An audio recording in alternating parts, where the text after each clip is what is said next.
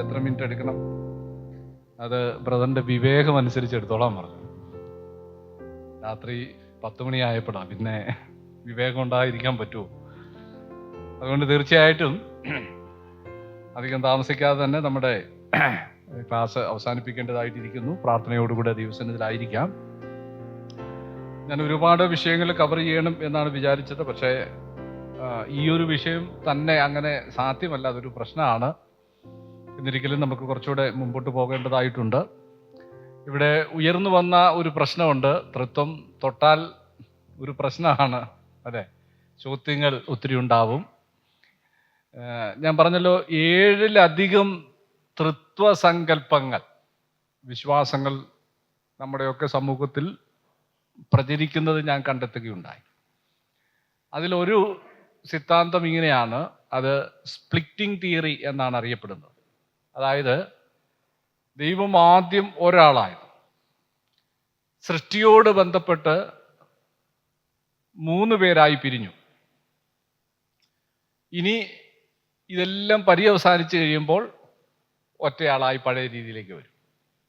ഇങ്ങനൊരു സങ്കല്പമുണ്ട്. അത് ചിലർ വെണ്ടയ്ക്ക മുഴുപ്പിൽ എഴുതിയും വെച്ചിട്ടുണ്ട് പുസ്തകത്തിൽ. അങ്ങനെയാണല്ലോ നമ്മൾ മനസ്സിലാക്കുന്നത്. അതായത് ഒരു നദി ഒഴുകി വരികയാണ്. അത് ഏദൻ തോട്ടത്തിൽ നമ്മൾ കാണുന്ന പോലെ 3 പിരിയുന്നു. അങ്ങനെ 3 പിരിഞ്ഞൊഴുകി പിന്നെ ഒന്നായിത്തീരുന്നു. അങ്ങനെയാണ് ദൈവം എന്ന് ചിന്തിക്കുന്ന ആളുകളുണ്ട്. അത് വേദപുസ്തകത്തിൻ്റെ അടിസ്ഥാനത്തിൽ ദൈവത്തിൻ്റെ ആളത്വത്തെ കൊല്ലുകയാണ്. ഒരിക്കലും അങ്ങനെയല്ല. ദൈവം എന്നു മുതലുണ്ടോ അന്നു മുതൽ 3 ആളുകളാണ്. ദൈവത്തെ ആരും നിർമ്മിച്ചതല്ല, സൃഷ്ടിച്ചതല്ല. അതുകൊണ്ടാണ് ദൈവം സ്രഷ്ടാവെന്ന് പറയുന്നത്. സനാതനനാണ് ദൈവം. ആ ദൈവം അന്നു മുതൽ എന്നുവരെയും 3 വ്യക്തികൾ തന്നെയാണ്. ആദിയിൽ വചനം ഉണ്ടായിരുന്നു, വചനം ദൈവത്തോടു കൂടിയായിരുന്നു, വചനം ദൈവമായിരുന്നു. വളരെ ക്ലിയറാണ്. ദൈവത്തോടു കൂടെ അവൻ ആദിയിൽ ഉണ്ടായിരുന്നു. യാതൊന്നും സൃഷ്ടിക്കപ്പെടുന്നതിന് മുമ്പ് ദൈവം അങ്ങനെ ആയിരുന്നു.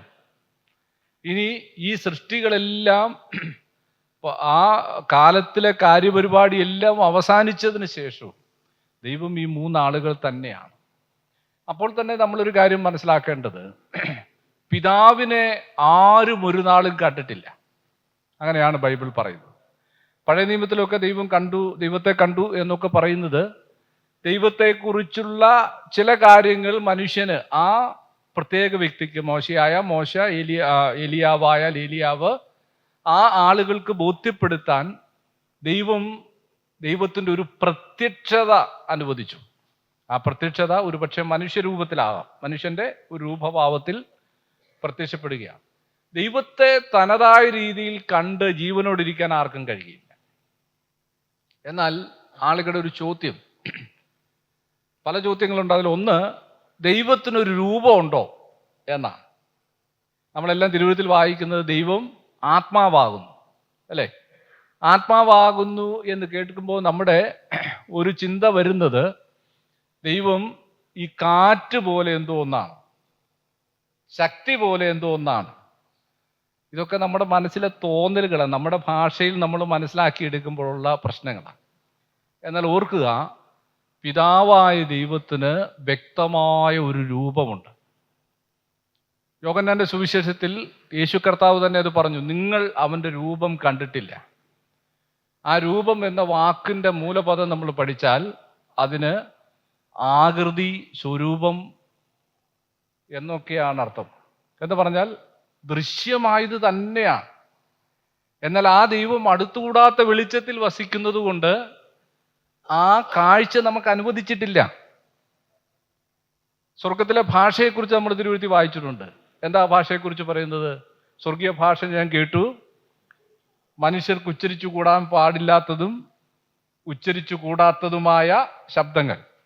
അത് 2 കാര്യങ്ങളാണ് അവിടെ പറഞ്ഞിരിക്കുന്നത്. ഒന്ന്, ഒരു മനുഷ്യൻ എത്ര ശ്രമിച്ചാലും അവനത് ഉച്ചരിക്കാൻ കഴിയില്ല. ഇനി അത്ര വലിയ വിദഗ്ധന്മാരായിട്ട് ചിലർ വന്ന് ഉച്ചരിക്കാൻ ശ്രമിച്ചാൽ അത് നിരോധിച്ചിരിക്കുകയാണ്, ഉച്ചരിക്കാൻ പാടില്ലാത്തതാണ്. അതുപോലെ തന്നെയാണ് ദൈവത്തിൻ്റെ സ്വരൂപവും. നമുക്ക് കാണാൻ പാടില്ല, കാണാൻ അനുമതിയുമില്ല. യേശു കർത്താവ് ഭൂമിയിലായിരുന്നപ്പോൾ ശിഷ്യന്മാരുടെ ആഗ്രഹം പറഞ്ഞു, അല്ലേ, ഞങ്ങൾക്ക് ദൈവത്തെ ഒന്ന് കണ്ടാൽ കൊള്ളാം. യേശുവിന് പറഞ്ഞ മറുപടി, എന്നെ കണ്ടവൻ പിതാവിനെ കണ്ടിരിക്കുന്നു എന്ന് പറഞ്ഞ ആ പിതാവ് തന്നെയാണ് ഞാനെന്നല്ല. ഞാൻ ആദ്യം പറഞ്ഞ പോലെ ഒരു മനുഷ്യനെ കാണാൻ ആഗ്രഹിക്കുന്ന ഒരാൾക്ക് ലോകത്തിലുള്ള ഏത് മനുഷ്യനെ കണ്ടാലും മതി. മനുഷ്യനെ കാണാൻ ആഗ്രഹിക്കുന്നത് ദൈവം ഞാൻ തന്നെയാണ്. എന്നിലുള്ളതിനേക്കാൾ പരമമായ ഒന്നും ആരിലില്ല, പിതാവില് ഇല്ല. എന്നിരിക്കലും നമ്മുടെ എല്ലാവരും ആഗ്രഹമാണ് ദൈവത്തെ ഒന്ന് കാണണം. ഞാൻ വിചാരിക്കുന്നത് നമുക്കതിന് അവസരം ദൈവം വച്ചിട്ടുണ്ട്. ദൈവത്തെ നമുക്ക് കാണാം. വെളിപാട് പുസ്തകം ഇപ്പം ദൈവദാസന്മാർ പലരും ഇവിടെ സൂചിപ്പിക്കുകയുണ്ടായി. 20-ാം അധ്യായത്തിൻ്റെ 3-4 വാക്യത്തിൽ അവിടെ ദൈവത്തിൻ്റെയും കുഞ്ഞാടിൻ്റെയും സിംഹാസനം. അവിടെ സിംഹാസനം എന്ന് കേൾക്കുമ്പോൾ, ഞാനത് മുമ്പേ നിങ്ങളോട് പറഞ്ഞു, നിങ്ങൾ എത്ര പേര് ഉൾക്കൊണ്ടു എന്ന് എനിക്ക് അറിഞ്ഞുകൂടാ. നമ്മൾ ഇരിക്കുന്നത് പോലെ, ഇവിടുത്തെ രാജാക്കന്മാരിയ്ക്കുന്നത് പോലെ ഒരാൾക്കിരിക്കാവുന്ന ഇരിപ്പിടമല്ല വേദപുസ്തകത്തിൽ പറഞ്ഞിരിക്കുന്നത്. പിതാവിൻ്റെ സിംഹാസനത്തിൻ്റെ വലത് ഭാഗത്ത് പുത്രൻ ഇരുന്നു എന്ന് പറഞ്ഞാൽ അവിടെ പുത്രനും കൂടി ഇരിക്കാം എന്നാണ് അതിൻ്റെ അർത്ഥം. വെളിപാട് പുസ്തകത്തിൽ നമ്മൾ വായിക്കുന്നത് സിംഹാസനത്തിൻ്റെ നടുവിലിരിക്കുന്ന കുഞ്ഞാട്. അപ്പോൾ കുഞ്ഞാടിൻ്റെ ഒരു വശത്തൊരാളുണ്ട്, മറുവശത്തും ഒരാളുണ്ട്, എങ്കിലേ നടുവിൽ കുഞ്ഞാടിനിരിക്കാൻ കഴിയുള്ളൂ. അതാണ് അതിൻ്റെ അർത്ഥം. അപ്പം ആ സിംഹാസനം നമ്മളിരിക്കുന്ന പോലെ ഒരു സിംഹാസനം അല്ല. അത് എന്താ പറയുക, 3 ഇരിപ്പുകാരുള്ള ഒരു സിംഹാസനമാണ്. അതുകൊണ്ട് ആ സിംഹാസനത്തെ എപ്പോഴും ഏകവചനത്തിലാണ് പറഞ്ഞിട്ടുള്ളത്. അത് നമ്മൾ വെളിപാട് പുസ്തകത്തിലേക്ക് വരുമ്പം ദൈവത്തിൻ്റെയും കുഞ്ഞാടിൻ്റെയും സിംഹാസനം. എന്തുകൊണ്ടാണ് സിംഹാസനങ്ങൾ കാണാത്തത്? അവിടെ സിംഹാസനങ്ങൾ വേണ്ടല്ലോ. ഒരു സിംഹാസനത്തിൽ 3 പേര് ഇരിക്കുന്നെങ്കിൽ എന്തിനാ സിംഹാസനങ്ങൾ? അതാണ് സിംഹാസനം. യഹോവയുടെ സാക്ഷിയുടെ വലിയൊരു ചോദ്യമാണ്. എൻ്റെ പുസ്തകത്തിൽ ഞാൻ ഉൾപ്പെടുത്തിയിട്ടുണ്ട്. സ്വർഗത്തിൽ അല്ലെങ്കിൽ പുതിയ ആകാശഭൂമിയിൽ ഒരു സിംഹാസനം അല്ലേ ഉള്ളൂ, മതി. അതവിടെ തന്നെ പറഞ്ഞിട്ടുണ്ട്. പിതാവിൻ്റെയും അല്ല ദൈവത്തിൻ്റെയും കുഞ്ഞാടിൻ്റെയും സിംഹാസനം അല്ലേ അത്. കുഞ്ഞാടിൻ്റെ സിംഹാസനം എന്ന് പറഞ്ഞാൽ ആർക്കിരിക്കാം? പുത്രനിരിക്കാം. വെളിപാട് പുസ്തകം 2-ാം അധ്യായത്തിലാണെന്ന് തോന്നുന്നു, 2-ഓ 3-ലോ, ഞാൻ അവൻ എൻ്റെ സിംഹാസനത്തിൽ ഇരിക്കാൻ വരം നൽകും, ഞാനും ജയിച്ച് എൻ്റെ പിതാവിൻ്റെ സിംഹാസനത്തിൽ ഇരിക്കുന്നത് പോലെ. ദൈവത്തിന് ഒരു സിംഹാസനേ ഉള്ളെന്ന്. അവിടെയൊക്കെയാണ് ദൈവത്തിൻ്റെ ഏകത്വം നമ്മൾ മനസ്സിലാക്കേണ്ടത്. ദൈവത്തിനൊരു സിംഹാസനമേ ഉള്ളൂ. അവിടെയാണ് പുത്രനും പിതാവും പരിശുദ്ധാത്മാവും ഇരിക്കുന്നത്. ഞാൻ പറഞ്ഞതുപോലെ ദൈവത്തിനൊരു ആകൃതിയുണ്ട്, രൂപമുണ്ട്, അത് സത്യമാണ്. പക്ഷേ അടുത്തുകൂടാത്ത വെളിച്ചത്തിൽ വസിക്കുന്നവനായതുകൊണ്ട് നമുക്ക് കാണാൻ കഴിയുകയില്ല, അനുമതിയുമില്ല. എന്നാൽ ഒരു ദിവസം വെളിപാട് പുസ്തകത്തിൽ പറയുന്ന പോലെ നമ്മൾ അവൻ്റെ മുഖം കാണും. കുഞ്ഞാടിനെ നമുക്കെല്ലാവർക്കും പരിചിതമാണ്. കുഞ്ഞാടിനെ നമുക്കറിയാം. നമ്മൾ ഉയർത്തെഴുന്നേറ്റ് കഴിയുമ്പോൾ നമ്മൾ ആദ്യം കാണുന്ന രൂപം നമ്മുടെ കർത്താവിൻ്റെ രൂപമാണ്. പിന്നെ കർത്താവിനെ കാണണമെന്ന് നമ്മൾ ശഠിക്കുകയില്ല. പരിശുദ്ധാത്മാവും നമ്മോട് കൂടെയുണ്ട്. നമ്മുടെ ആഗ്രഹം പിതാവിനെ കാണണം എന്നുള്ളതാണ്. ഞാൻ അങ്ങനെയെങ്കിൽ മനസ്സിലാക്കുന്നത് കാണുമെന്നാണ് പറഞ്ഞിരിക്കുന്നത്. പറഞ്ഞിരിക്കുന്നത് കാണും, തീർച്ചയായിട്ടും കാണും. വേറൊരു കണ്ണിലല്ല, നമ്മുടെ കണ്ണാലെ കാണാം. അങ്ങനെ ദൈവത്തിൻ്റെ പ്രത്യക്ഷ ദൈവം എങ്ങനെ ആയിരിക്കുന്നു അങ്ങനെ ആയിരിക്കുന്ന അവസ്ഥയിൽ നമുക്ക് കാണാൻ കഴിയും. അതുകൊണ്ട് ചിലരുടെ അഭിപ്രായത്തിൽ അവിടെ ചെല്ലുമ്പോൾ ഞാൻ കുഞ്ഞാടിനെ മാത്രമേ കാണാൻ പറ്റുള്ളൂ, പിതാവിനെ കാണാൻ പറ്റത്തില്ല. അങ്ങനെയൊന്നുമില്ല കേട്ടോ. ദൈവത്തെ നമുക്ക് കാണാം. അതല്ലേ നമ്മുടെ അഭിലാഷം. അത് പൂവണിയാനല്ലേ അങ്ങോട്ട് ചെല്ലുന്നത്. അവിടെ ചെന്നിട്ടും ഈ കൊതി പിന്നെയും കിടക്കുകയാണെങ്കിൽ പിന്നെ എന്തൊരു സ്വർഗമാണ്. അവിടെ നിന്ന് വേറൊരു സ്വർഗത്തിലേക്ക് പോകാൻ വേറെ എന്തെങ്കിലും വേണ്ടേ? അങ്ങനെയൊന്നുമില്ല. നമ്മുടെ മനസ്സിന് കുളിർമ നൽകുന്ന, തൃപ്തി നൽകുന്ന ആ സ്വരൂപം നമ്മൾ കാണുക തന്നെ ചെയ്യും. അവൻ്റെ ദാസന്മാർ അവൻ്റെ മുഖം കാണും എന്ന് പറയുന്നത് തീർച്ചയായിട്ടും ആ പിതാവിൻ്റെ രൂപമാണ് എന്ന് നമുക്ക് വിശ്വസിക്കാം. കർത്താവ് നമ്മളെ സഹായിക്കട്ടെ. അങ്ങനെയാണ് ഞാൻ കരുതുന്നത്. നമുക്ക് വിഷയത്തിലേക്ക് വരാം. യഹോവയുടെ സാക്ഷികളുടെ ഒരു പ്രധാനപ്പെട്ട ദുരുപദേശം മരിക്കുന്നതോടുകൂടെ മനുഷ്യൻ്റെ അസ്തിത്വം നഷ്ടമാകുന്നു എന്നാണ്. ഞാൻ ഇന്നലെ കുഞ്ഞുങ്ങളോട് ചോദിച്ചു, അല്ലേ, യുക്തി പരമായിട്ട് അതൊന്ന് കണ്ടെത്താൻ ആരെങ്കിലും കണ്ടെത്തിയിട്ടുണ്ടോ? ഒരു വിളക്ക് ഊതിക്കെടുത്തുമ്പോൾ അതിന്റെ തീനാളം അവിടെ പോയി. ഇന്നലെ ഒന്ന് പറയാന്നൊക്കെ എല്ലാവരും പറഞ്ഞു. എന്തേ പറയൂ, ആർക്ക് പറയാം?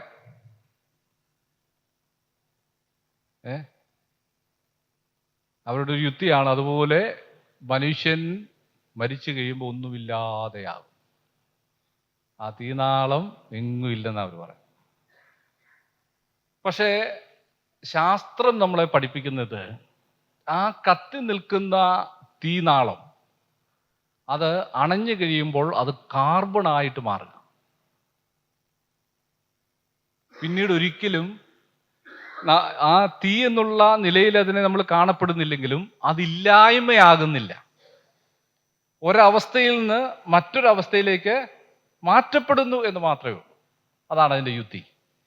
തീർച്ചയായിട്ടും മനുഷ്യൻ മരിക്കുമ്പോൾ ഇല്ല എന്ന അസ്തിത്വത്തിലേക്ക് പോകുന്നില്ല. അസ്തിത്വരഹിതമായ ഒരു ശൂന്യാവസ്ഥയിലേക്ക് പോകുന്നില്ല. അങ്ങനെ പോകുന്നു എന്ന് പറയാൻ വേണ്ടി 4 വാക്യങ്ങളാണ് അവർ ഹാജരാക്കുന്നത്. അത് നിങ്ങളൊന്ന് നോട്ട് ചെയ്തു. ഉൽപ്പത്തി 3:19 ആദമിനെ ദൈവം പൊടിയിൽ നിന്ന് സൃഷ്ടിച്ചതിന് മുമ്പ് ആദം ഇല്ലായിരുന്നു.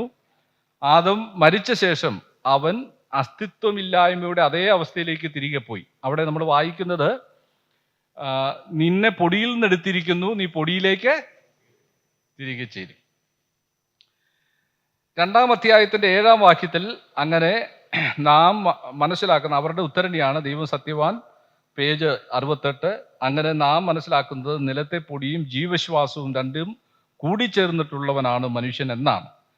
മനുഷ്യന് ദേഹി നഷ്ടപ്പെട്ടു എന്ന് അവിടെ പറയുന്നില്ല, മറിച്ച് മനുഷ്യൻ ഒരു ദേഹി ജീവനുള്ള വ്യക്തിയായി തീർന്നു എന്നാണ് അത് പറയുന്നത് എന്ന് കുറിക്കൊള്ളുക. തിരുവെഴുത്തുകളിൽ നിന്നുള്ള ന്യായവാദം ചെയ്യൽ, പേജ് 376. അത് അവരുടെ ഒരു ഉദ്ധരണിയാണ് ഞാൻ പറഞ്ഞത്. ഇവിടെ അവർ പറയുന്നത് ആദമിനെ പൊടിയിൽ നിന്ന് സൃഷ്ടിച്ചു. അത് തിരുവെഴുത്തിലെ ഒരു വലിയ വാക്യമാണ്, അല്ലേ? മണ്ണിൽ നിന്ന് രൂപപ്പെടുത്തി. തീർച്ചയായിട്ടും നമ്മളെ എല്ലാവരെയും മണ്ണിൽ നിന്നാണ് ദൈവം സൃഷ്ടിച്ചത്. മണ്ണിൽ നിന്ന് ദൈവം നമ്മളെ സൃഷ്ടിച്ചപ്പോൾ 3 ഘടകങ്ങൾ നമുക്കുണ്ട്. അതിൽ ഒരു ഭാഗം ആധ്യാത്മിക ഭാഗമായി അല്ലെങ്കിൽ നിലനിൽക്കുന്ന ഒന്നായിട്ടും മറ്റൊന്നിന് നശിക്കാൻ കഴിയുന്ന ഒന്നായിട്ടുമാണ് ദൈവം സൃഷ്ടി ചെയ്തത്. അതാണ് നമുക്ക് തിരുവെഴുത്തിൽ നിന്ന് കാണാൻ സാധിക്കുന്നത്. അത് പുതിയ നിയമത്തിലേക്ക് വരുമ്പോൾ നമുക്ക് പലയിടത്തും അത് കാണാനായിട്ട് സാധിക്കും. ഞാൻ അതിലേക്ക് വരുന്നുണ്ട്.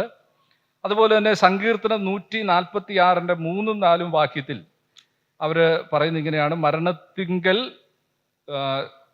ജീവശ്വാസത്താൽ നിലനിർത്തപ്പെടുന്ന മനുഷ്യന്റെ ആത്മാവ് അഥവാ ജീവശക്തി പുറത്തു പോകുന്നു, അത് മേലാൽ സ്ഥിതി ചെയ്യുന്നില്ല.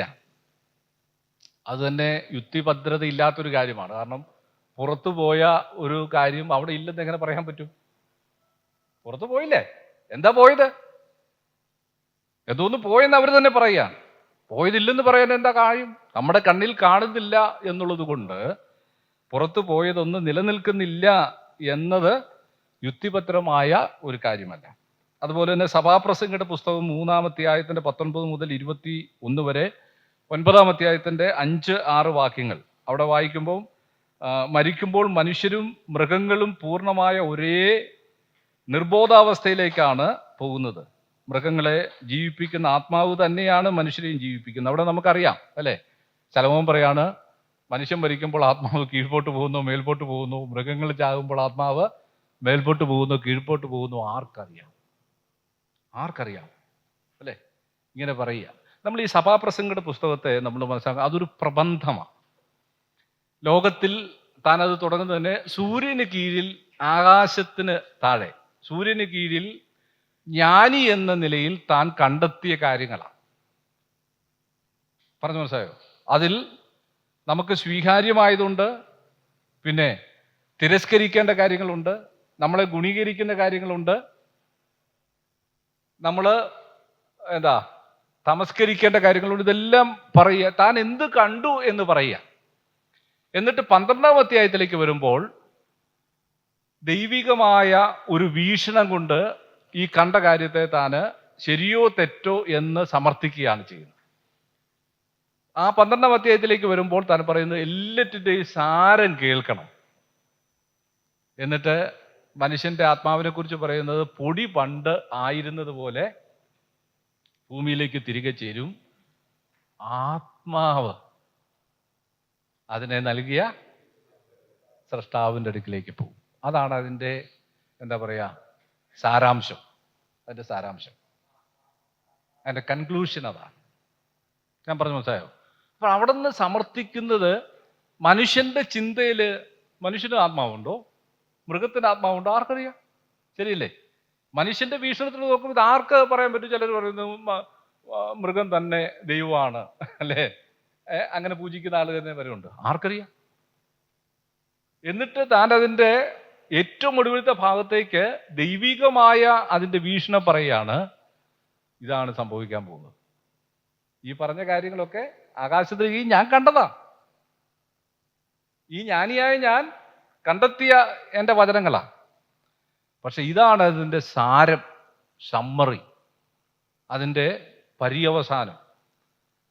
പൊടി പണ്ടായിരുന്ന പോലെ ഭൂമിയിലേക്ക് തിരികെ ചേരും. ആത്മാവ് അതിനെ നൽകിയ ദൈവത്തിൻ്റെ അടുക്കിലേക്ക് പോകുന്നു. ചില വാക്യങ്ങൾ വേഗം കുറിച്ചെടുക്കുക.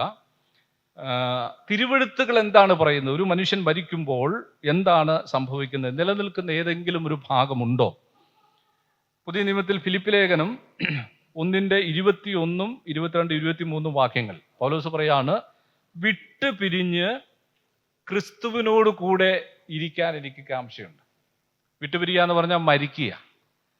മരണം ഇവിടെ സംഭവിക്കുമ്പോൾ ഞാൻ എന്ന ആളത്വം, ഞാൻ എവിടെയാണ്? ക്രിസ്തുവിനോട് കൂടെയാണ്, ക്രിസ്തുവിൻ്റെ അടുക്കലാണ്. വളരെ ക്ലിയർ ആയിട്ട് താൻ പറയുകയാണ്, എൻ്റെ ജഡം ഞാൻ ഇവിടെ ഇട്ടു, എൻ്റെ ശരീരം ഞാൻ ഇവിടെ ഇട്ടു, പക്ഷേ ഞാൻ എന്ത് ചെയ്തു? ക്രിസ്തുവിനോട് കൂടെയാണ്. രണ്ടാമത്തെ വേദഭാഗം കൊരിന്ത്യർക്കെഴുതിയ 2-ാം ലേഖനം 5:1 മുതൽ 10 വരെ, അവിടെ ശരീരം വിട്ട് കർത്താവിനോട് കൂടെ വസിക്കുക. ശരീരം വിടുമ്പോൾ ഇല്ലാതെ പോവുകയല്ല ചെയ്യുന്നത്. ശരീരമാണോ മനുഷ്യൻ? ശരീരം വിടുമ്പോൾ ഇല്ലാതെ പോകുന്നില്ല. ശരീരം വിട്ട് കർത്താവിനോട് കൂടെ വസിക്കുക. അവിടെ അഴിഞ്ഞു പോകുന്ന ഭൗമഭവനം, കൈപ്പണിയല്ലാത്ത നിത്യഭവനം എന്നെല്ലാം പറയുകയാണ്. എന്നിട്ട് പറയുകയാണ്, ശരീരത്തിൽ വസിക്കുമ്പോൾ പരദേശിയാണ്. കർത്താവിനോട് അകന്ന് ഞങ്ങള് ശരീരത്തിൽ ഞങ്ങൾ വസിക്കുമ്പോൾ കർത്താവിനോട് അകന്ന് പരദേശി എന്ന് പറഞ്ഞാൽ എന്താ? അതിന് തടസ്സമായി നിൽക്കുന്നത് എന്താ? ഈ ശരീരമാ. ഈ ശരീരം കൊണ്ട് അങ്ങോട്ട് പോകാൻ പറ്റത്തില്ല. അതുകൊണ്ട് ഇത് ഇവിടെ ഇടണം. എന്നാൽ ശരീരത്തിൽ നിന്ന് വിട്ടു കഴിയുമ്പോൾ നമ്മൾ ഫ്രീ ആയി, സ്വതന്ത്രരായി കർത്താവിനോട് അടുത്ത് ചെല്ലുകയാണ്, കർത്താവിൻ്റെ ചാരത്ത് ചെല്ലുകയാണ്. വളരെ ക്ലിയർ ആയിട്ട് പറയുകയാണ്, ഒരു വിശ്വാസി മരിക്കുമ്പോൾ, ഒരു മരണം സംഭവിക്കുമ്പോൾ ഒരു പാർട്ട് കർത്താവിൻ്റെ അടുക്കിലേക്ക് പോവുകയാണ്. അത് അവൻ്റെ ആളത്വമാണ്, ആത്മാവോട് ചേർന്ന് നിൽക്കുന്ന അവൻ്റെ ആളത്വം. ഇനി ലൂക്കോസിന്റെ സുവിശേഷം 23:43 കർത്താവ് ആ ക്രൂശിലെ കള്ളനോട് പറഞ്ഞു, ഇന്ന് നീ എന്നോടുകൂടെ പർദീസയിലിരിക്കും. അവരുടെ ഒരു പരിഭാഷയുണ്ട്, ന്യൂ വേൾഡ് ട്രാൻസ്ലേഷൻ, പുതുലോക ഭാഷാന്തരം. ഈ പുതുലോക ഭാഷാന്തരത്തിലൊക്കെ അവർ ഒരുപാട് തിരുത്തൽ വരുത്തിയിട്ടുണ്ട്. അവരുടെ ഉപദേശം സ്ഥാപിക്കാൻ വേണ്ടി പല തിരുത്തുകൾ വരുത്തിയിട്ടുണ്ട്. അതിൽ അവർ കൊണ്ടുവന്നിരിക്കുന്ന ആശയം, ഇന്ന് നീ എന്നോടുകൂടെ പർദീസയിലിരിക്കും എന്നുള്ളത്, അവർ പറഞ്ഞിരിക്കുന്നത് അന്ന് നീ എന്നോടുകൂടെ പർദീസയിലിരിക്കും എന്ന് ഇന്ന് ഞാൻ നിന്നോട് പറയുന്നു. പറഞ്ഞു മനസ്സിലായോ? അപ്പൊ പെട്ടെന്ന് വായിക്കുന്ന ഒരാൾക്കൊന്നും മനസ്സിലാകുകയില്ല. ഇന്ന് ഞാൻ പറയുന്നു, അന്ന് നീ എന്നോടുകൂടെ പർദീസയിലിരിക്കും. അവർ പരിഭാഷപ്പെടുത്തിയപ്പോൾ അവരുടെ ഉപദേശം സ്ഥാപിക്കാൻ വേണ്ടി ചെയ്തതാ. അവിടെ എന്താ, ഇന്ന് പർദീസയിൽ ഇരിക്കുമെന്ന് പറഞ്ഞാൽ മാറി നിൽക്കുന്ന ഒരു ഭാഗം വേണം. കാരണം ഈ ശരീരം ഇവിടെ ക്രൂശി കിടക്കല്ലേ, അത് കാലും കൈ പിടിച്ച് അവിടെ ഇട്ടേക്കല്ലേ, അതവിടെ കിടക്കേണ്ടതാ. അപ്പൊ പ്രശ്നമാകും. അതിനുള്ളൊരു കുതന്ത്രമാണ്. ഇങ്ങനെ അനേക കുതന്ത്രങ്ങൾ കാണിച്ചാണ് ഈ സമൂഹത്തെ കൊണ്ടുപോകുന്നത്. പാവങ്ങൾ അത് മനസ്സിലാകുന്നില്ല. പിന്നെ ലൂക്കോസിന്റെ സുവിശേഷം 8-ാം അധ്യായത്തിന്റെ 56-ാമത്തെ വാക്യത്തിൽ യേശു 55 വാക്യം, ലൂക്കോസ് 8:55. അവിടെ യായിറോസിന്റെ മകളെ ഉയർപ്പിച്ചു യേശു. അവിടെ ഒരു പ്രയോഗം എഴുതിയിരിക്കുന്നത് അവളുടെ ആത്മാവ് തിരികെ വന്നു, മടങ്ങി വന്നു എന്നാണ്. അപ്പം എന്തോ ഒന്ന് പോയില്ലേ, അല്ലാതെ എന്താ മടങ്ങി വന്നത്? അവർ പറയുന്നത് മനുഷ്യനിൽ ഈ ജീവശ്വാസം മാത്രമേ ഉള്ളൂ, ഈ ശരീരവും ഈ ജീവശ്വാസവും. അത് പോയാൽ മനുഷ്യൻ പോയി. അപ്പം മറുവശത്തൊരു ചോദ്യം, എന്താ മരിച്ച ഒരാളിലേക്ക് ജീവശ്വാസം കൊടുത്താൽ പോരെ? ജീവശ്വാസം കിട്ടാത്ത സാധനമല്ലല്ലോ പ്രാണവായു, അത് കൊടുത്താൽ ജീവിക്കാൻ പറ്റിയല്ലേ?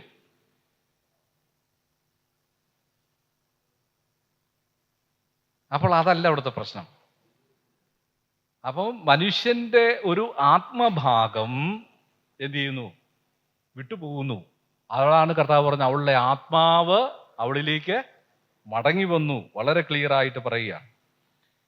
അതുപോലെ തന്നെ ദാനിയേൽ, ഞാൻ സഭാപ്രസംഗയുടെ കാര്യം പറഞ്ഞല്ലോ, ദാനിയേലിന്റെ പുസ്തകം 12:13 ദാനിയേലിനോട് കർത്താവ് പറയാണ്, നീയോ ദാനിയേലെ അവസാനം വരുവോളം പോയി വിശ്രമിച്ചു കൊള്ളുക. മനുഷ്യ ജീവിതത്തിന് 3 ഘട്ടങ്ങളാണുള്ളത്. ഒന്ന്, ജനി മുതൽ മൃതി വരെയുള്ള കാലം. ആ കാലം ശുശ്രൂഷാകാലം, ജനനം മുതൽ മരണം വരെ. മരണം മുതൽ പുനരുത്ഥാനം വരെ മറ്റൊരു കാലം. മരണം മുതൽ പുനരുത്ഥാനം വരെ, അത് വിശ്രമകാലമാണ്. ഈ സമയത്ത് നമ്മളൊന്നും പ്രവർത്തിക്കുന്നില്ല, ഒന്നും പ്രവർത്തിക്കാൻ നമുക്ക് കഴിയില്ല, പ്രവർത്തനരഹിതമാണ്. അതുപോലെ തന്നെ മനുഷ്യന്റെ നിരൂപണങ്ങൾ അന്ന് തന്നെ നശിക്കുന്നു. പിന്നെ നമ്മളൊന്നും നിരൂപിച്ചു കൂട്ടുന്നില്ല, സങ്കല്പിക്കാൻ നമുക്ക് കഴിയുന്നില്ല, ആസൂത്രണം ചെയ്യാൻ നമുക്ക് കഴിയുന്നില്ല. അതിനുശേഷം പുനരുത്ഥാനം മുതൽ നിത്യത വരെ മറ്റൊരു ഘട്ടമാണ്. അന്ന് നമ്മൾ ഒരു പുതിയ ശരീരത്തിൽ സജീവമായ ജീവദായകമായ ഒരവസ്ഥയിലേക്ക് മടങ്ങി വരും. അതാണ് മനുഷ്യ ജീവിതത്തിന്റെ 3 ഘട്ടങ്ങൾ. മത്തായി 10:28 മരണത്തിന് ശേഷം നിലനിൽക്കുന്ന ദേഹിയെ കുറിച്ച് അവിടെ പറയുകയാണ്. കർത്താവ് പറഞ്ഞു, ദേഹത്തെ കൊല്ലുന്നവരെ ഭയപ്പെടണ്ട, ദേഹത്തെയും ദേഹിയെയും കൊല്ലാൻ കഴിയുന്ന ആളെ ഭയപ്പെടണം. അപ്പം ദേഹത്തിന്റെ മരണമല്ല, ദേഹിക്കുമുണ്ട് മരണം. ഈ ശരീരത്തിന്റെ മരണം മാത്രമല്ല, മറ്റൊരു മരണം കൂടെ ഉണ്ട്. അത് നരകത്തെക്കുറിച്ച് കർത്താവ് പറഞ്ഞ കാര്യമാണ്. അതുപോലെ വെളിപാട് പുസ്തകം, ഞാൻ വാക്യങ്ങളെ വിട്ടാണ് പറയുന്നത്, സമയം പോയതുകൊണ്ട്, 6-ാം അധ്യായത്തിന്റെ 10-ാം വാക്യത്തിൽ, 9-ഉം 10-ഉം വാക്യത്തിൽ, മരിച്ചവരുടെ ആത്മാക്കളെ ഞാൻ യാഗപീഠത്തിന്റെ കീഴെ കണ്ടു. മരിച്ചുപോയ ഒന്നുമില്ലെങ്കിൽ പിന്നെ ആത്മാക്കൾ എവിടെ പോയി? എവിടെ കണ്ടു? ഇവിടുന്ന് വിട്ടുപോയവരെ ഞാൻ അവിടെ കണ്ടെന്ന് പറഞ്ഞു. മനസ്സിലായോ? അപ്പോൾ ആ ആത്മാവ് നിലനിൽക്കുകയാണ്. അതുപോലെ തന്നെ ലൂക്കോസ് 23:44 മരണശേഷം യേശു തൻ്റെ ആത്മാവിനെ പിതാവിൻ്റെ തൃക്കരങ്ങളിൽ ഏൽപ്പിച്ചു. എന്താ ഏൽപ്പിച്ച? ജീവശ്വാസത്തെയാണ്, അല്ലേ? ജീവശ്വാസം ഇവിടെ എല്ലാം ഉണ്ടല്ലോ, അതിനെ പ്രത്യേകിച്ച് ഏൽപ്പിക്കേണ്ട ആവശ്യമില്ലല്ലോ. ആത്മാവിനെ ഏൽപ്പിച്ചു. സ്തേഫാനോസ് പറയുന്നത് അപ്പോസ്തലപ്രവൃത്തി 7:59 യേശുവിനോട് പ്രാർത്ഥിക്കുകയാണ്, യേശുവേ എൻ്റെ ആത്മാവിനെ കൈക്കൊള്ളണമേ. ആത്മാവിനെ അങ്ങോട്ട് ഏൽപ്പിച്ചിട്ടാണ് താൻ അവിടെ വീണ് മരണപ്പെട്ടത്. ഇങ്ങനെ ധാരാളം തെളിവുകൾ വേദപുസ്തകത്തിൽ നമുക്ക് കാണാനായിട്ട് സാധിക്കും. ഇനി യേശുവിൻ്റെ പുനരുത്ഥാനത്തിൻ്റെ, ശരീര പുനരുത്ഥാനത്തിൻ്റെ നിഷേധമാണ് അവർ ചെയ്യുന്ന മറ്റൊരു ദുരുപദേശം. അവർ പറയുന്ന രസാവകമായ ഒരു കാര്യം നമ്മൾ മനസ്സിലാക്കിയിരിക്കണം. അവർ പറയുന്നത് യേശു ഉയർത്തെഴുന്നേറ്റു. എന്നാൽ ആ കല്ലറയിൽ അടക്കം ചെയ്ത ശരീരത്തിലല്ല, അങ്ങനൊരു പുനരുത്ഥാനവും ഇല്ല. യേശു ഉയർത്തെഴുന്നേറ്റത് ഒരു ആത്മശരീരത്തിലാണ്. ആത്മശരീരം എന്ന് പറയുന്നത് ഒരു മായാക്കാഴ്ച, അങ്ങനെ തോന്നിപ്പിക്കുന്നതാണ്. അപ്പം ചോദ്യം വന്നു, അപ്പോൾ ക്രൂശിൽ മരിച്ച ശരീരം ഉണ്ടല്ലോ, അവർ കെട്ടിപ്പൊതിഞ്ഞു കൊണ്ടുപോയി കല്ലറയെ വെച്ചത്, അതെന്തിയെ? അതിന് റസൽ 2 ഉത്തരം പറഞ്ഞു. ഒന്നെങ്കിൽ അത് ഗ്യാസായിപ്പോയി. അവർ പുസ്തകത്തിലുള്ള കാര്യമാണ് ഞാൻ ഈ പറയുന്നത്. അത് വാതകമായി പോയി. The time is at hand എന്ന് പറഞ്ഞ പുസ്തകത്തിൽ അതിൻ്റെ 259 പേജിൽ ഞാൻ എഴുതി വെച്ചിട്ടുണ്ട്. അത് വാതകമായിട്ട് ഇല്ലാതെയായിപ്പോയി. ഇനി അല്ലെങ്കിൽ ദൈവസ്നേഹത്തിന്റെ ഓർമ്മയ്ക്ക് വേണ്ടി ഇപ്പോഴും എവിടെയോ ഒരു കാണാമറയത്ത് സൂക്ഷിച്ചു വെച്ചിട്ടുണ്ട്. ഭാവിയിൽ ദൈവത്തെ ഒന്ന് മനുഷ്യനെ ബോധ്യപ്പെടുത്തണ്ടേ, ഇത് നിനക്ക് വേണ്ടി ഇങ്ങനെ യേശുവിനെ ഞാൻ കൊന്നതാണെന്ന്. അത് തന്നെ അവരുടെ വിരോധാഭാസം. ആദാമിന് വേണ്ടിയാ യേശു മരിച്ചെന്ന് പറഞ്ഞിട്ട് പിന്നെ ആരെ കാണിക്കാനാ? ഒരിടത്ത് എഴുതിയേക്കുന്നത് ഞാൻ മുമ്പേ പറഞ്ഞല്ലോ, ആദാമിന് വേണ്ടിയാണ് യേശു മരിച്ചത്, നമുക്ക് വേണ്ടിയല്ല. പിന്നെ നമ്മളെ എന്തിനാ ഇത് കാണിക്കുന്നത്? പറഞ്ഞു മനസ്സിലായോ? ഇങ്ങനെ അവസരോചിതമായിട്ട് പറയുക. ഏതായാലും യേശുവിൻ്റെ ശരീര പുനരുത്ഥാനത്തിൽ അവർ വിശ്വസിക്കുന്നില്ല. അതിന് അവർ നിരത്തുന്ന വാദങ്ങൾ വളരെ വിലപിടിച്ചതാണ് കേട്ടോ. ഒന്ന്, പത്രോസിന്റെ 1-ാം ലേഖനം 3:18 ആത്മാവിൽ ജീവിക്കപ്പെട്ടു എന്ന് നമ്മളവിടെ കാണുന്നു, അല്ലേ? ജഡത്തിൽ മരണശിക്ഷ അനുഭവിക്കുകയും ആത്മാവിൽ ജീവിക്കപ്പെടുകയും ചെയ്തു. അപ്പൊ അവര് പറയുന്നത് ജഡത്തിൽ മരിച്ചു, ആത്മാവിൽ ജീവിച്ചു. അതുകൊണ്ട് ആ ശരീരം അവിടെ വന്നിട്ടില്ല എന്ന വാദമാണ് അവർ പറയുന്നത്. എന്നാൽ അവിടെ ആത്മാവിൽ ജീവിപ്പിക്കപ്പെട്ടു എന്ന് പറയുന്നത് ആത്മശരീരത്തിലാണ്. വീണ്ടും മരിക്കാൻ കഴിയുന്ന ഒരു ശരീരത്തിലല്ല, ഒരു ആത്മശരീരത്തിലേക്ക് പുനരുത്ഥാനത്തിന് ശേഷം കർത്താവിൻ്റെ അവസ്ഥ മാറ്റപ്പെട്ടു എന്ന അർത്ഥത്തിലാണ് പറയുന്നത്. അത് പറയാനുള്ള കാരണം ലാസറും യായിറോസിന്റെ മകളും വിധവയുടെ മകനും ഒക്കെ ഉയർത്തെഴുന്നേറ്റത് ഭൗമ ശരീരത്തിൽ തന്നെയാണ്. അവർ പിന്നെ എന്ത് ചെയ്തു? മരിച്ചു, മരിക്കാനുള്ള സാധ്യതയുണ്ട്. എന്നാൽ യേശു ഉയർത്തെഴുന്നേറ്റത് ആദ്യഫലമായിട്ടാണ്. മരിച്ചവരിൽ നിന്ന് ആദ്യഫലമായിട്ട്. ഇനി ഒരിക്കലും മരിക്കാനാവാത്ത വിധത്തിൽ നമ്മളൊക്കെ എങ്ങനെ ആയിത്തീരണമെന്ന് ആഗ്രഹിക്കുന്നുവോ ആ മോഡലിൽ, ആ സ്വരൂപത്തിലാണ് ക്രിസ്തു ഉയർത്തെഴുന്നേറ്റത്. നമ്മൾ ആ കർത്താവിനെ പോലെയുള്ള ശരീരമാണ് ധരിക്കാൻ പോകുന്നത്. അത് ആദ്യം നമുക്ക് തന്ന പ്രാകൃത ശരീരമല്ല. എന്നാൽ ക്രിസ്തു ഇവിടെ വന്നപ്പോൾ ആ പാപ ശരീരത്തിന്റെ സാദൃശ്യത്തിലായിരുന്നു. പാപ ശരീരത്തിന്റെ സാദൃശ്യത്തിലും പാപം നിമിത്തവും വന്നു എന്ന് ക്ലിയർ ആയിട്ട് ബൈബിൾ പറയുകയാണ്. അപ്പോ ആ അവസ്ഥയിൽ നിന്ന് ഒരിക്കലും മരണത്തിന്, താഴ്ചയ്ക്കോ പരിമിതിക്കോ വിധേയപ്പെടാൻ കഴിയാത്ത ഒരു ശരീരത്തിൽ യേശു ഉയർത്തെഴുന്നേറ്റു എന്നാണ് അതിൻ്റെ അർത്ഥം. അതുപോലെ തന്നെ 1 കൊരിന്ത്യർ 15:45 അവിടെ ഒന്നാം മനുഷ്യൻ, ഒന്നാം മനുഷ്യനെ കുറിച്ച് ആ വാക്യം ഒന്ന് വായിച്ച് 45, 1 കൊരിന്ത്യർ 15:45. ഒന്നാം മനുഷ്യനായ ആദാം ജീവനുള്ള ദേഹിയായി തീർന്നു എന്ന് എഴുതിയിരിക്കുന്നുവല്ലോ. അതെ, ആദം ജീവനുള്ള ദേഹിയായി തീർന്നു എന്ന് എഴുതിയിരിക്കുന്നുവല്ലോ. അടുത്ത പ്രയോഗം, അടുത്ത വാചകം കൂടെ വായിച്ചു. ഒടുക്കത്തെ ആദാം ജീവിപ്പിക്കുന്ന ആത്മാവായി. ഒടുക്കത്തെ ആദം ജീവിപ്പിക്കുന്ന ആത്മാവായി. അതിന് അവരുടെ വ്യാഖ്യാനമാണ് യേശുക്രിസ്തു എന്ത് ചെയ്തു? ആ ആദ്യത്തെ അവസ്ഥ മാറിയിട്ട് ജീവിപ്പിക്കുന്ന ഒരു ആത്മാവായിട്ട് മാറി. ശരീരമൊന്നുമില്ലാത്ത ജീവിപ്പിക്കുന്ന ഒരു ആത്മാവായിട്ട് മാറുന്ന. എന്നാൽ അങ്ങനെയല്ല, അവിടെ നമ്മൾ വായിക്കുന്നത് ജീവൻ കൊടുക്കുന്ന ആത്മാവായെന്ന. യേശുക്രിസ്തു ജീവൻ കൊടുക്കുന്ന ആത്മാവായി മാറിയെന്ന. The last Adam became life giving spirit. ജീവൻ കൊടുക്കുന്ന ആത്മാവായിട്ട് കർത്താവ് മാറി എന്നാണ് അവിടെ പറയുന്നത്. അവരുടെ ഉപദേശങ്ങൾ ആദ്യകാലത്ത് തന്നെയല്ല, കാലാന്തരത്തിലാണ് അവരുടെ ഉപദേശങ്ങൾ വരുന്നത്. അതിന് അവരൊന്നും കൂടെ പറയുന്നുണ്ട്, അവർക്ക് ഉപദേശങ്ങൾ മാറാൻ കേട്ടോ. ഇപ്പം നമ്മൾ മനസ്സിലാക്കേണ്ടത് അവരുടെ ഉപദേശങ്ങൾ ഇന്നിങ്ങനെയാണെങ്കിൽ നാളെ അങ്ങനെയാണ്. അതിന് മാറ്റമുണ്ട്, അത് സ്ഥിരമല്ല. അത് അവരോട് വാദഗതിക്ക് ചെല്ലുമ്പോൾ നമുക്ക് അവരോട് ആർഗ്യൂ ചെയ്യാൻ പറ്റിയ നല്ലൊരു പോയിന്റാണ്. അവര് സദൃശവാക്യത്തിൽ നിന്നൊരു വാക്യം എടുത്തേച്ച് പറയുന്നു, രാവിലെ നമ്മൾ കാണുന്ന പ്രകാശമല്ല ഉച്ചയ്ക്കുണ്ടാകും. രാവിലെ സൂര്യൻ ഉദിച്ച് വരുമ്പോൾ ഒരു ചെറിയ പ്രകാശം നമുക്ക് കിട്ടുന്നു. അതിങ്ങനെ കൂടി വന്ന് ഉച്ചയാകുമ്പോൾ നമ്മുടെ തലയ്ക്ക് മുകളിൽ ആകാശത്തിൻ്റെ തിരുമുറ്റത്ത് ഈ സൂര്യൻ ഇങ്ങനെ പ്രഭ ചുരിഞ്ഞു നിൽക്കുന്ന സമയം, എന്തു പ്രകാശമല്ലേ?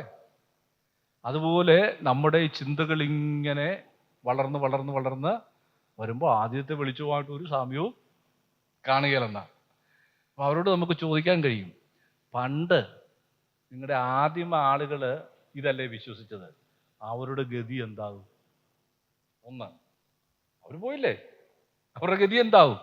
രണ്ട്, നിങ്ങൾ ഈ പറയുന്ന കാര്യം ഞാൻ ഇന്ന് വിശ്വസിച്ചെന്നിരിക്കട്ടെ, നാളെ ഒരു 10 വർഷം കഴിയുമ്പോൾ അല്ല 50 വർഷം കഴിയുമ്പോൾ ഈ വെളിച്ചം കൂടി വന്നിട്ട് നിങ്ങളുടെ ഈ ഉപദേശം മാറിയ എൻ്റെ ഗതി എന്താവും?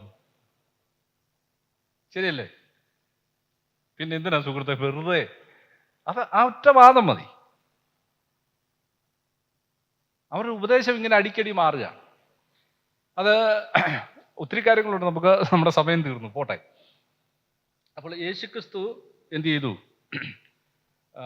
അക്ഷരാർത്ഥത്തിലുള്ള ഒരു പുനരുത്ഥാനമാണ് യേശുക്രിസ്തുവിനുണ്ടായത്.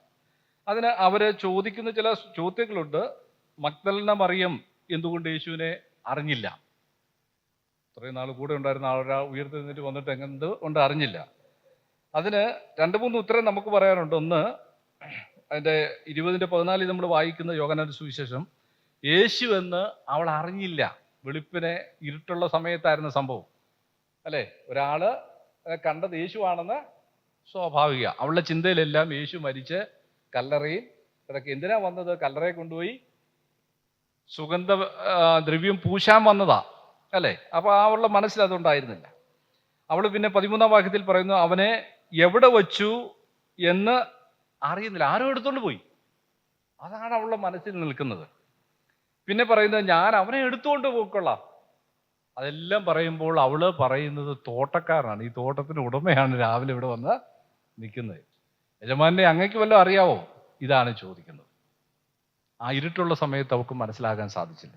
അങ്ങനെ തോമസ് എന്തുകൊണ്ട് അറിഞ്ഞില്ല?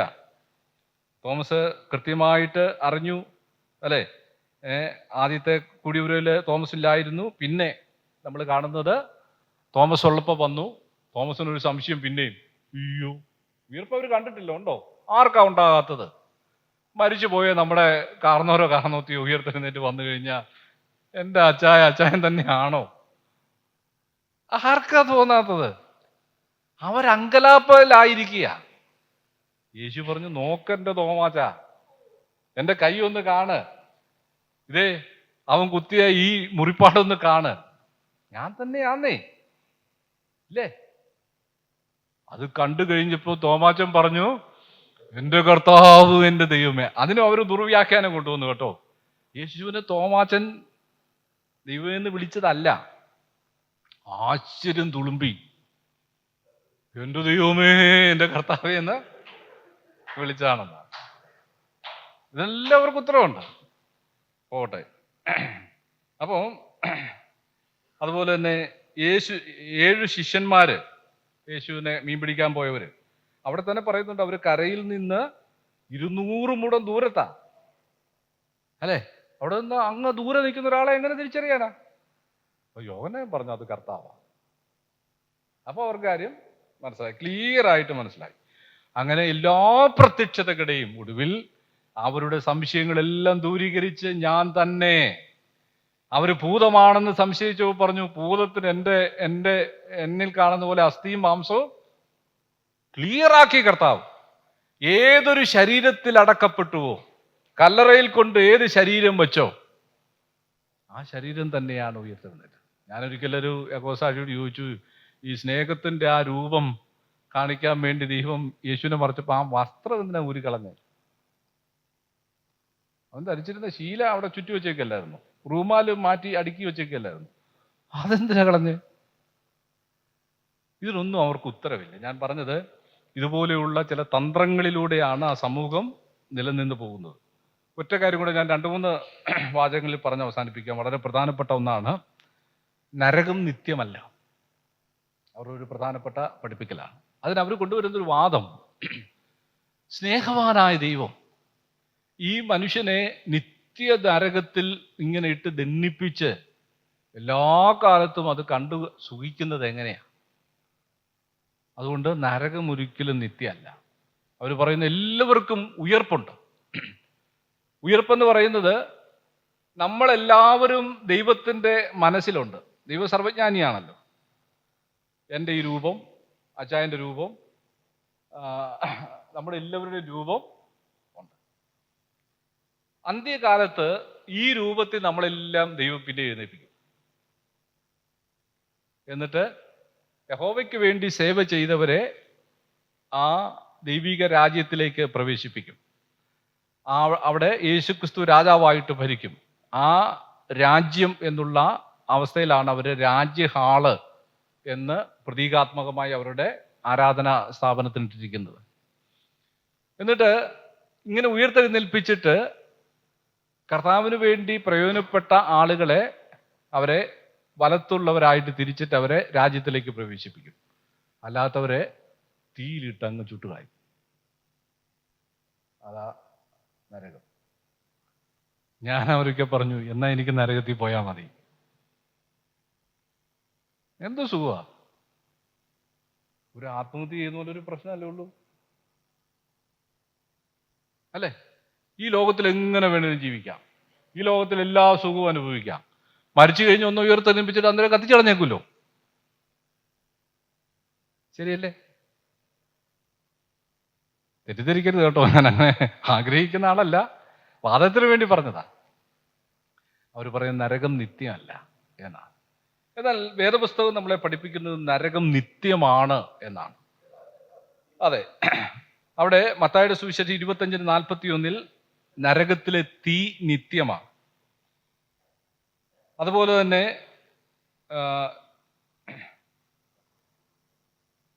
നിത്യനാശം എന്ന ശിക്ഷാവിധി കൊയ്യും, അല്ലേ? 1 Thessalonians 1:9. ഇനി 2 Thessalonians. ഇനി ഞാൻ ഒരു കാര്യം ഒന്ന് എടുത്ത് പറഞ്ഞാൽ നരകത്തിന് കുറച്ച് ആയുസ്സുണ്ടെന്ന് നമുക്ക് അവരുടെ മുമ്പിൽ തെളിയിച്ചു കൊടുക്കാനായിട്ട് പറ്റും.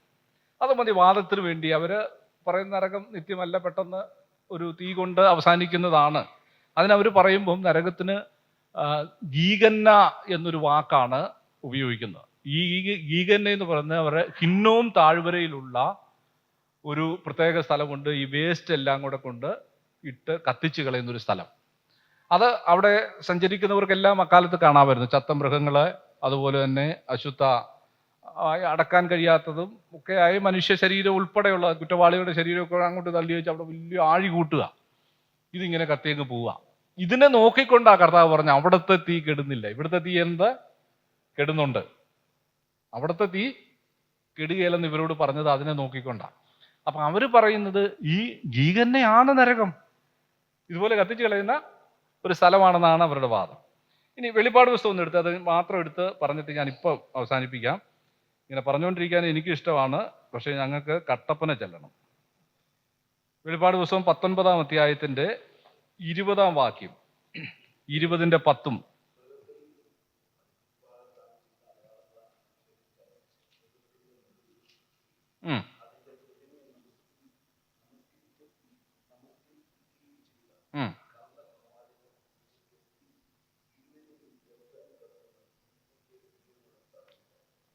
ഇവിടെ കള്ളപ്രവാചകനെയും അന്തിക്രിസ്തുവിനെയും, ഇവർ രണ്ടുപേരും ആരാണ്?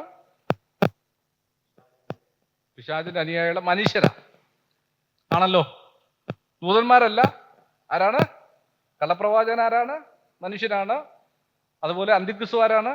ഭാവിയിൽ എഴുതാക്കാനുള്ള ഒരു ഭരണാധികാരിയായ മനുഷ്യനാണ്. രണ്ടുപേരെയും പിടിച്ച് കെട്ടി ജീവനോടെ തീപ്പൊയ്കയിൽ തള്ളിക്കളഞ്ഞു. അപ്പോൾ മരിക്കാതെ സ്വർഗത്തിൽ പോയ പോലെ മരിക്കാതെ നരകത്തിൽ പോയ രണ്ടുപേരും ഉണ്ട് കേട്ടോ. അതൊരു ചോദ്യമാണ്. അല്ല, അന്നേരം മറു ചോദ്യമുണ്ട്, എന്തുകൊണ്ട് കെട്ടിക്കാണും? ഈ കത്തിയാൽ പോകാത്ത സാധനം കൊണ്ടല്ലേ, ഇരുമ്പ് പോലും ഉരുകി പോവുമല്ലോ. അപ്പൊ ബന്ധിക്കുക എന്ന് പറഞ്ഞാൽ കർത്താവിന്റെ അധികാരമാണ്. ബന്ധിച്ചു എന്ന് പറഞ്ഞാൽ അത് നമ്മൾ മനസ്സിലാക്കിയാൽ മതി. ഇനി പ്രധാനപ്പെട്ട ഒരു കാര്യം, അതിന്റെ 20-ന്റെ 10-ാം വാക്യം, 20-ാം അധ്യായം 10-ാം വാക്യം.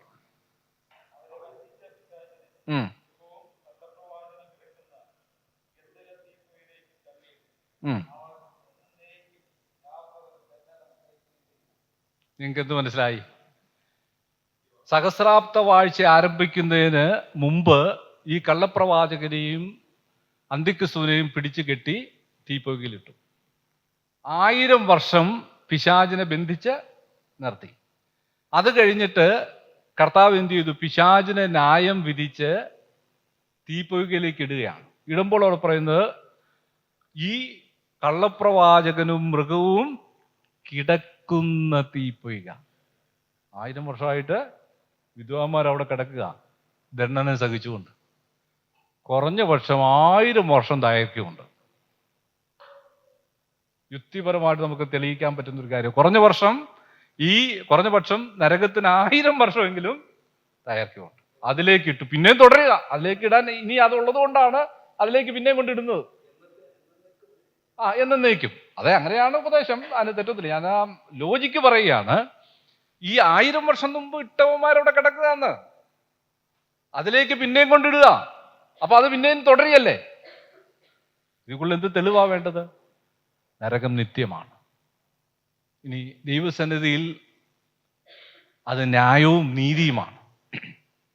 ദൈവം സ്നേഹം മാത്രമല്ല, ദഹിപ്പിക്കുന്ന അഗ്നിയും കൂടെയാണ്. അതാണ് ബൈബിൾ പഠിപ്പിക്കുന്നത്. അവർ ചില കാര്യത്തിലൊക്കെ ദൈവം സ്നേഹമാണെന്ന് പറഞ്ഞ് അങ്ങ് മയപ്പെടുത്തി പോകും നരകം കാണുമ്പോൾ. അങ്ങനെയല്ല. ദൈവം നരകത്തിൽ നിന്ന് വിടുതൽ പ്രാപിക്കാനുള്ള വഴിയൊരുക്കിയിട്ടാണ് എന്ത് ചെയ്തത്? നരകം എന്നുള്ള ഭീകരമായ അവസ്ഥയെക്കുറിച്ച് നമ്മളോട് പറയുന്നത്. അതുകൊണ്ട് അവരോട് നമുക്ക് ആ കാര്യങ്ങൾ തെളിയിച്ചു കൊടുക്കാനായിട്ട് സാധിക്കണം. ദൈവം നമ്മളെ സഹായിക്കട്ടെ. 10 മിനിറ്റ് ഞാൻ കൂടുതലെടുത്തു. സദയം ക്ഷമ ചോദിക്കുന്നു. ഒത്തിരി കാര്യങ്ങൾ എൻ്റെ നോട്ടിൽ ഒരുപാട് കാര്യങ്ങളുണ്ടായിരുന്നു. അതൊന്നും പറയാനായിട്ട് അവസരം ഉണ്ടായില്ല. എന്നാൽ നമുക്ക് ഇതിലേതെങ്കിലുമൊക്കെ ഒരു 1-2 പോയിന്റുകൾ നിങ്ങൾ മനസ്സിൽ പിടിച്ച്, ഞാൻ ഇന്നലെ പറഞ്ഞതുപോലെ സയുക്തികമായിട്ട് അതിനെക്കുറിച്ച് പഠനം നടത്തി ഇങ്ങനെയുള്ള ആളുകൾ നമ്മുടെ അടുക്കൽ വന്നാൽ അവരെ പ്രതിരോധിച്ചു വിടുക, അവരോട് എതിർത്ത് നിൽക്കുക. അത് സ്നേഹത്തിലായിരിക്കണം. അവരോട് സംസാരിക്കുമ്പോൾ നമ്മുടെ ആത്മീയത കളയരുത്, നമ്മളൊരു പിശാചായി മാറരുത്, അല്ലേ? എന്നില് ആത്മാവില്ലെന്ന് തെളിയിച്ചു കൊടുക്കരുത്. അതൊക്കെ നമ്മൾ ശ്രദ്ധിക്കേണ്ടതാണ്. ചിരിച്ചുകൊണ്ട് തന്നെ സംസാരിച്ച് നമ്മുടെ സ്റ്റാൻഡിലും വചനത്തിലും ഉറച്ചു നിൽക്കുവാൻ കർത്താവ് നമ്മളെ സഹായിക്കട്ടെ. സർവ്വത്തിലുപരിയായിട്ട് നമ്മുടെ ഉപദേശം, ദൈവം നമുക്ക് വെളിപ്പെടുത്തി തന്ന ഉപദേശ രൂപം വളരെ പാവനമാണ്, അത് വിലപ്പെട്ടതാണ്. അത് മരണം വരെ മുറുകെ പിടിക്കാൻ കർത്താവ് നമ്മളെ സഹായിക്കട്ടെ. അങ്ങനെയാണ് തിരുവഴുത്തിൽ പറഞ്ഞിരിക്കുന്നത്, നിനക്കുള്ളത് മുറുകെ പിടിച്ചുകൊള്ളുക. ഏത് പ്രതിസന്ധികളിലും എത്ര പ്രതികൂലം ഉണ്ടായാലും ആ ഉപദേശരൂപം മുറുകെ പിടിച്ച് മുൻപോട്ട് പോകാനും കർത്താവിൻ്റെ മഹിമയ്ക്കായിട്ട് നിലകൊള്ളാൻ കർത്താവ് നമ്മളെ സഹായിക്കട്ടെ. അന്യോന്യം പ്രാർത്ഥനയിൽ ഓർക്കാം. ദൈവം എല്ലാവരെയും സഹായിക്കട്ടെ. ഈ അവസരത്തിനും ഒക്കെയായിട്ട് സഭയോടുള്ള നന്ദി പറയുന്നു. നിങ്ങളുടെ പ്രാർത്ഥനയും ഞങ്ങളെയും ഓർക്കണം. ദൈവനാമം പൂജിതമാവട്ടെ.